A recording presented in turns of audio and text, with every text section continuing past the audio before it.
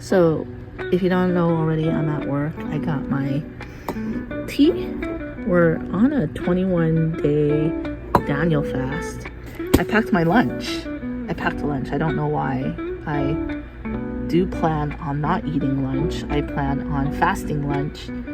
And yeah, so it's a liquid fast. Liquid fast. Seemingly 8-hour sleep. So that's broccoli, just broccoli, steamed. This is a garlic spread. And then here is rice pilaf. Right there. And that's all I have for lunch.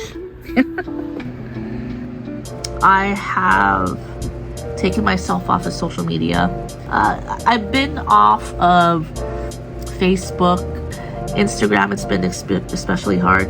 Like today was the presidential debate, and I went on just because I wanted to do a response for it. Curiously enough, I haven't posted on YouTube or Rumble in a while. We're gearing up towards a very important and significant event that we're working towards experience God. In the process of that, we've been challenged mid last week. Feeling extremely tired. I don't know why. I was resting well, and then all of a sudden I started to get congested on Friday, and I was almost totally out on Saturday, and I just felt miserable. I had a headache, and I was just feeling extremely tired, and I was thinking to myself, I must have COVID.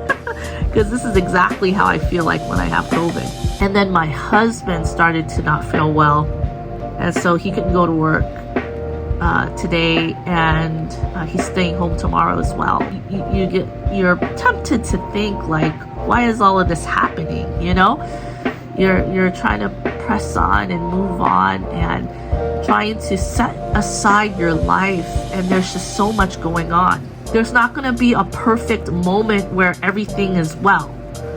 I mean, you might land on certain moments, but you know what? Those moments are not even long-lived. Generally, mostly, you're going to have to adjust. There's this one moment where I watched this story about a Japanese soldier.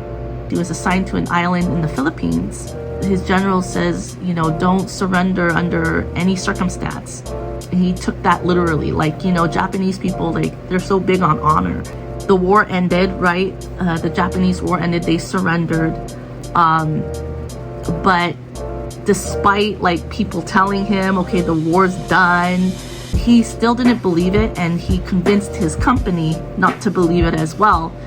Because he for sure knew that, hey, we're not going to surrender. And these guys are just throwing propaganda at us. They're trying to fool us into thinking that Japan actually gave up. Even when his own family members came and say, look, the war's ended. It's time to come home. He's like, never, right?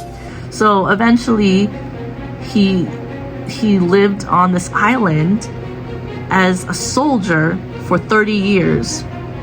And like, he had 4 other guys with him, and like 3 of them died. One of them actually believed, you know, everyone, and he got integrated back into society.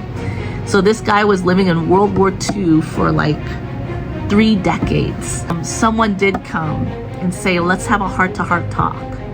The guy who visited him said, you know, what's it gonna take for you to believe that the war has ended and you can gladly come home and be reintegrated into society? You don't have to be a soldier anymore, living your life, you know, trying to fight a war that's not existent. And he said, if my commander, if he comes here personally and relieves me of duty, then I will go with you. He went back to Japan. He was trying to find this guy, right? That was his leader. He finally found this old man who was working at a bookstore. And it turned out to be the military leader that told this guy, don't surrender under any circumstance. And so he brought this guy to the Philippines, to the area where he was located, and he finally, formally said, you are relieved from duty.